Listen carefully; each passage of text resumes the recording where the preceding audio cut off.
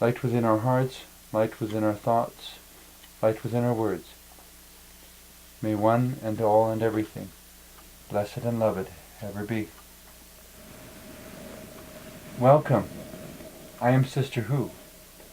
With me today on the show, I have my friend David Slater, who is a spiritual counselor and intuitive.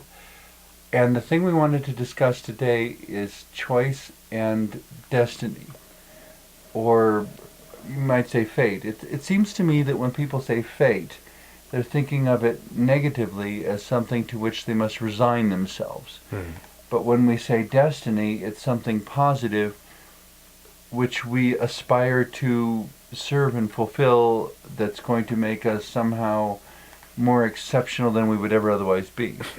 Yes. The question in the midst of all that, of course, is whether we have the ability to choose anything. Choose our destiny? That can actually change what the fate or destiny is. Right. Right. Sometimes I think one, sometimes I think the other. And it's morphed over the years. And again, it's one of those things, will we in the conscious form ever answer? In the physical form ever answer? Any more than we'll know what heaven looks like, or the properties of it, or... Well, and that's assuming that heaven will look the same way to everyone and that it will have the same properties for each person. Exactly. Or we could ultimately find out that heaven is as unique of an experience as there are individuals. So there could be as many experiences of heaven as there are people. Exactly. So saying choice or destiny and hardwiring it, I mean, you even have Carolyn Mace saying, we are higher selves before we even show up in body form, is making agreements with folks, and it's our higher self that is making the choices before we go in that become our destiny. Again, that's a whole nother flavor and a delightful one to at least think about. Possibly, but I'm a little concerned at the way some people hide behind it. There could be that too. Or use it for manipulation. I mean, I have seen people come up to other individuals and will say, well, in a past life, we were brother and sister, and you're supposed to help me in this life. We made this agreement before we started. And of course, the other person says, I recall no such agreement. And says, well, then you'll have to trust me because I know this to be true. Yeah.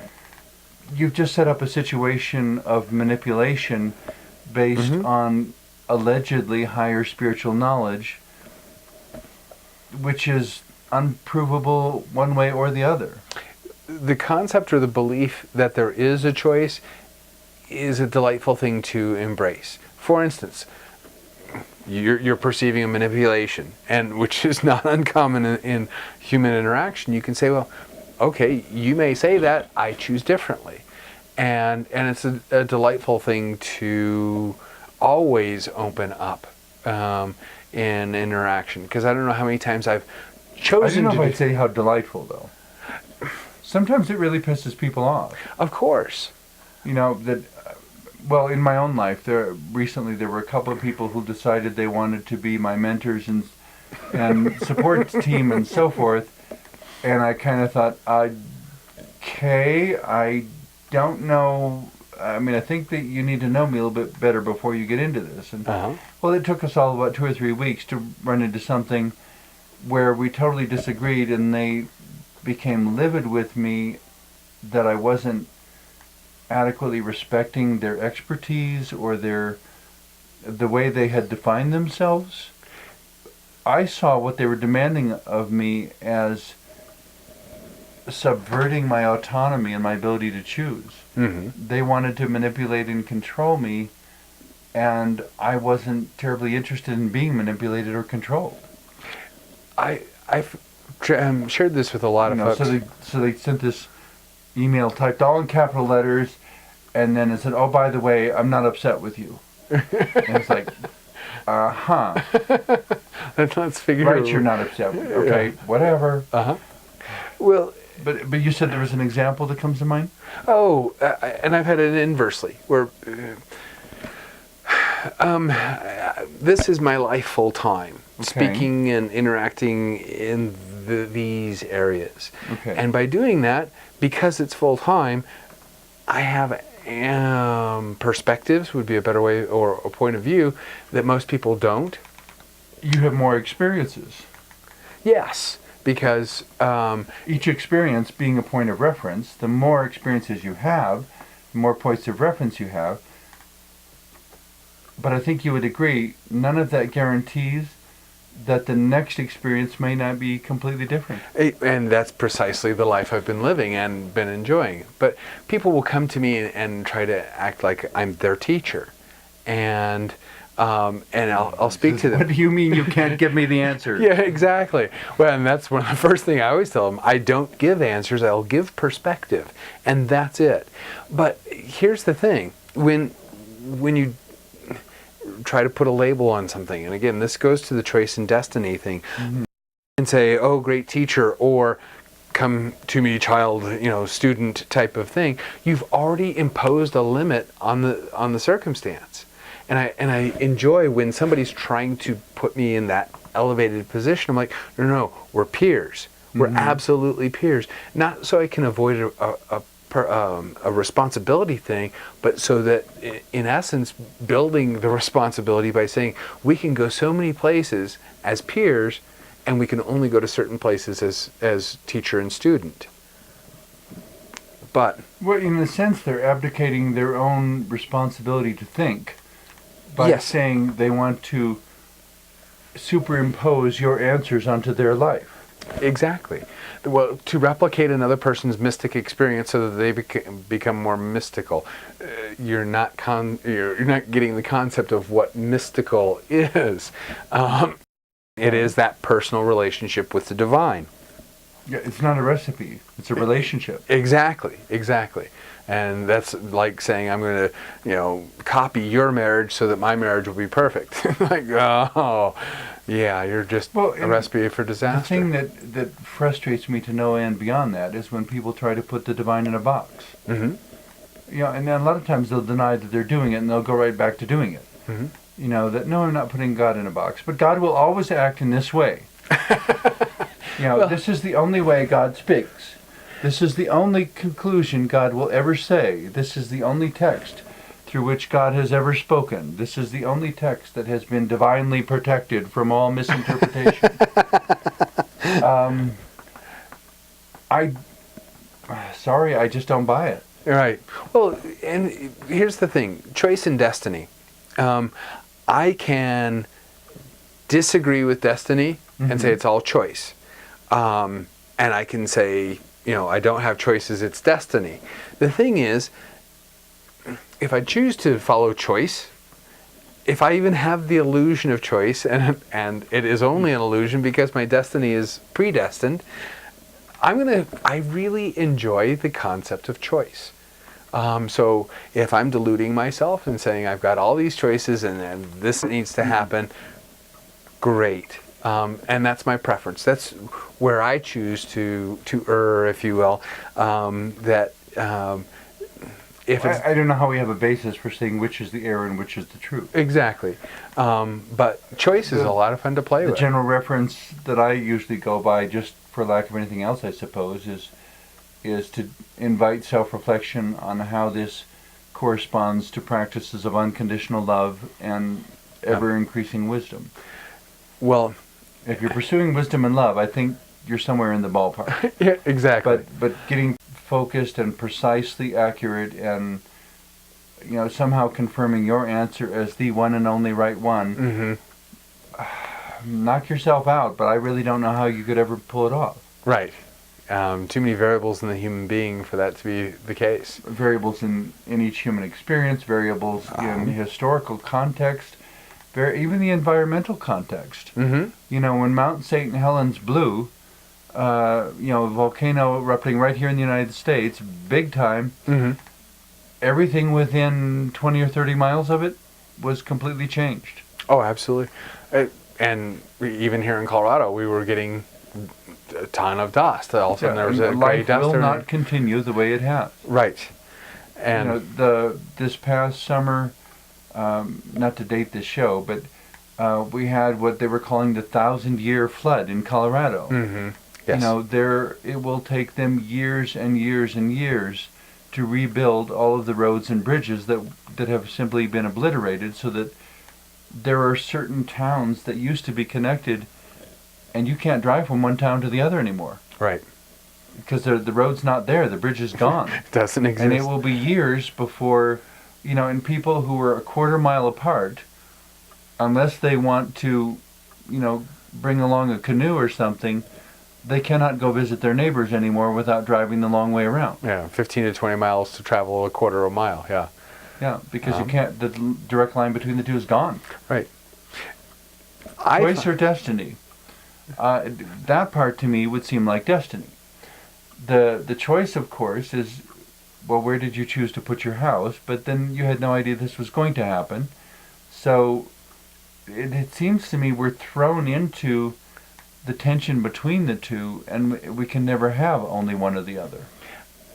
I've had a recent experience in this, looking at relationship, because for me, I've had so many dynamic relationships enter my life, but what's interesting about this is we will oftentimes enter a relationship, and we will promise to the future what we will do or not do. Fidelity is the prime example in a romantic relationship. There'll be no one other than you for the rest of my life. Fantastic concept, but you don't know what the future is going to hold. Now, it's also a cop-out if you make the statement I just made, oh, anything can happen, and oops, I fell in bed with someone.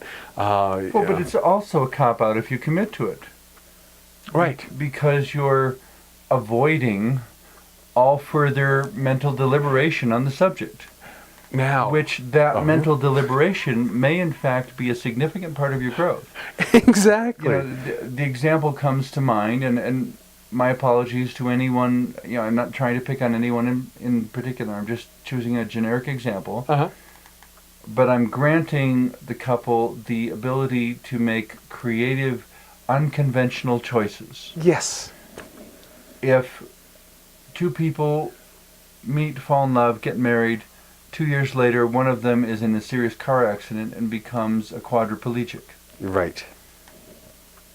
If I were the quadriplegic, I would tell my life partner to take a lover. Oh, absolutely. Because I don't think the fact that I had an accident means he should never have sexual fulfillment in his life ever again. Absolutely. If I love him unconditionally, I desire his happiness more than my inclusion in it.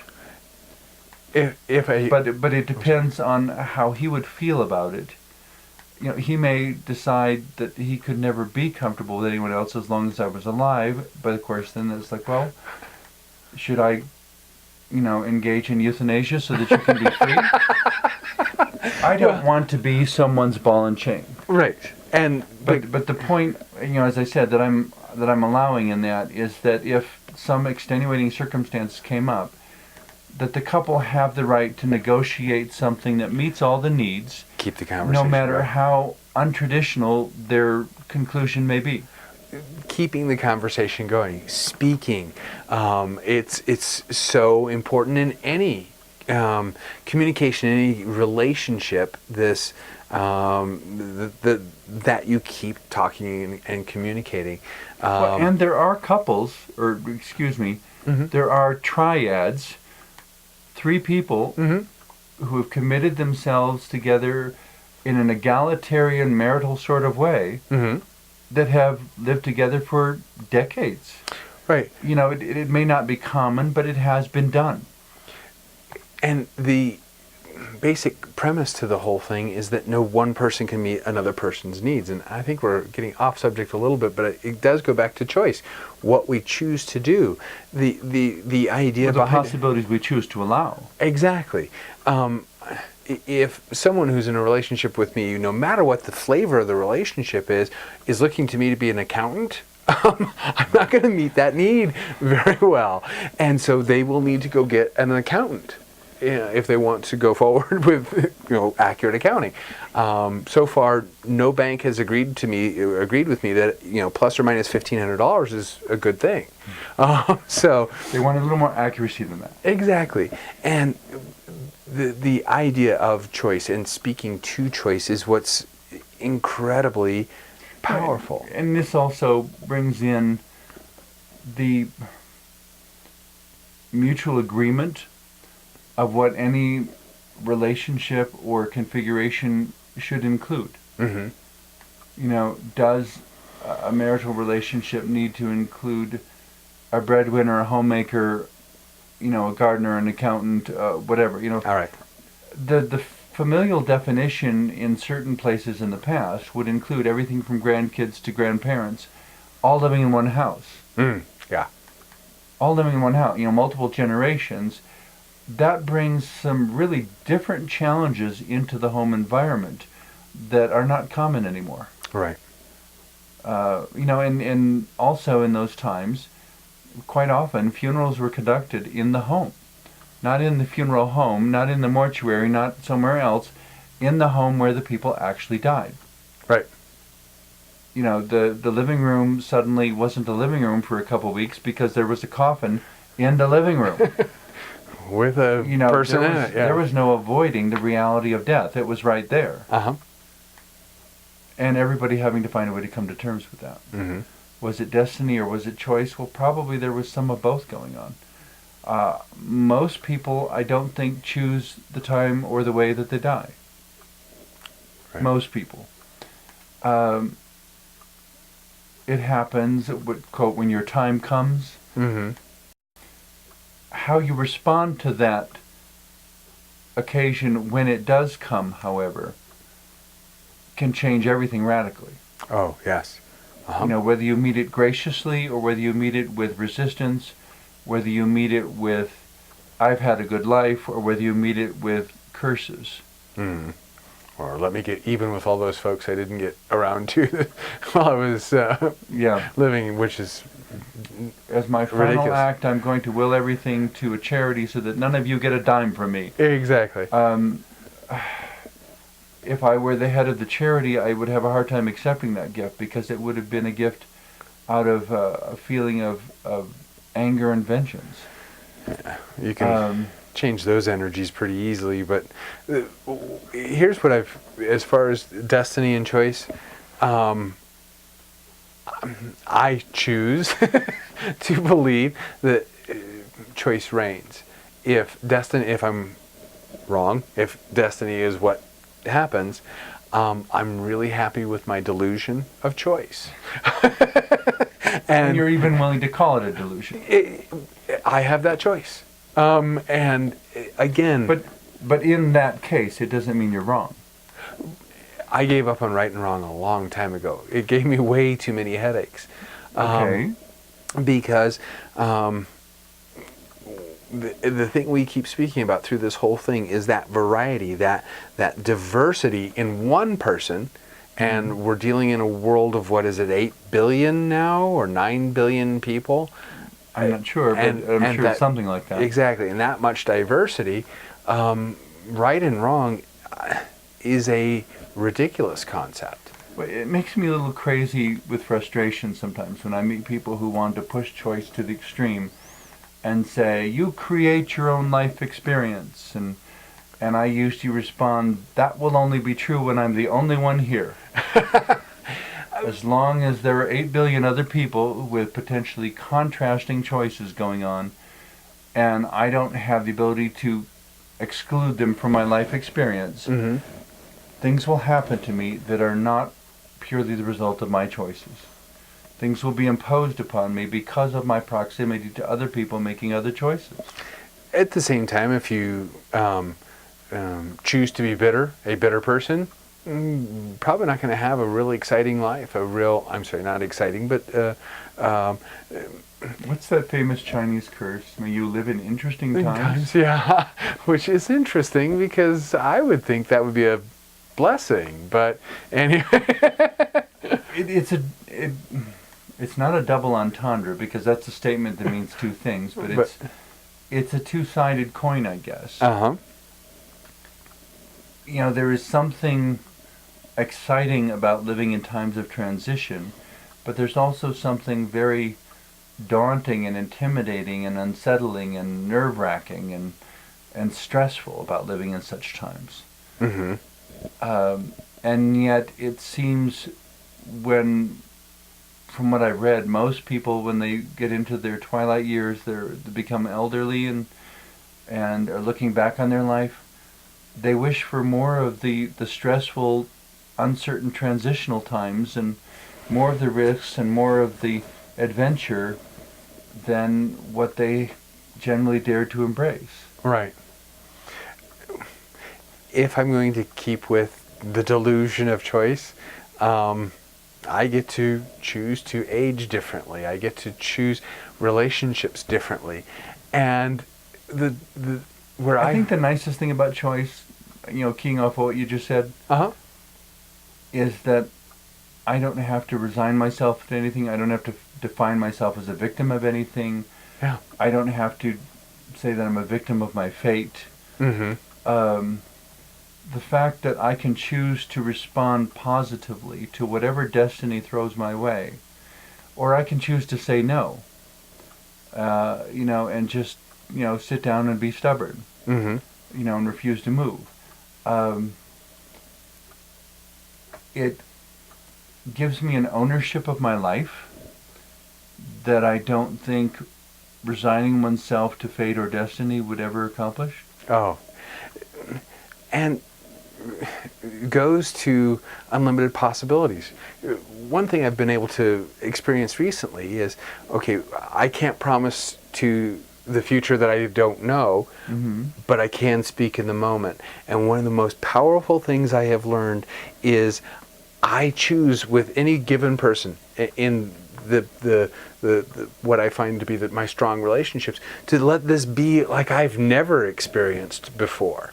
To Because grant those relationships unlimited possibilities. Unlimited possibilities. To say, okay, I can't speak to the future, but what I can speak to is this is incredible, and I choose for it to be incredible, and I'm going to allow it to go every incredible place so that when the same old story shows up, I'll look at a different answer for it or a different experience for it. It doesn't have to be the same thing over and over again.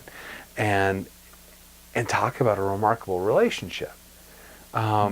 Because then... Well, and it may make perfect sense, going back to the example of marital relationships, in very specific circumstances, it may make perfect sense to have a temporary triad.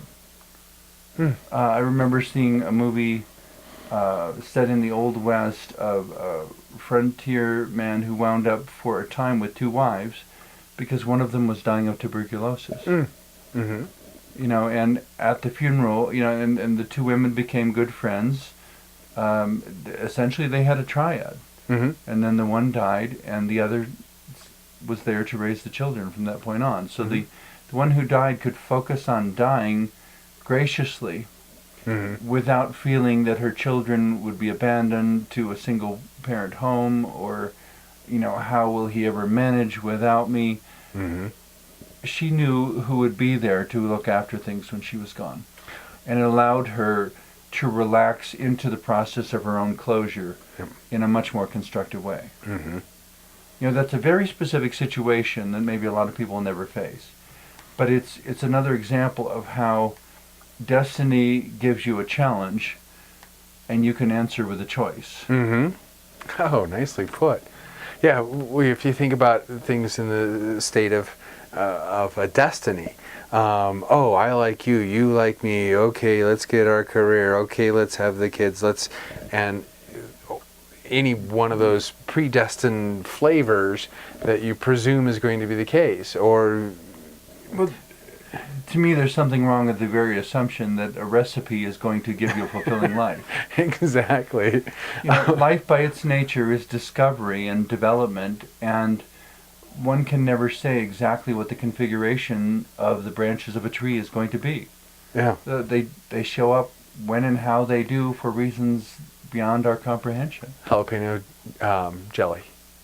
Jalapeno jelly? Yeah, exactly. I'm not familiar with that. I tried jalapeno jelly, and it was tasty. I enjoyed it, and I thought, who in the heck stopped and said, I'm going to put some jalapenos in jelly? And isn't it delightful? Someone came up with a crazy idea. Well, I will leave that one to you, though, because I never graduated beyond a bell pepper, so I can't do anything hot. So please don't anybody send me jalapenos. I'd have to give them away. I can't do anything with them. Well, the fun thing is that when we play with Joyce and we let it be anything we want, we get to experience things that are remarkable, that are amazing, that are profound when we will exercise that like choice. The wings of a butterfly spreading out, and you're never quite sure where it will flutter on the wind, but you know that every time the butterfly lands, it will be on a beautiful flower. Oh, yeah. Yeah.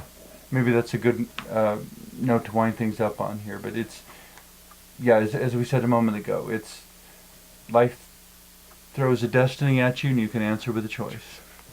Beautifully put. Thank you very much for everything you shared today. Thank you. And thank you for watching.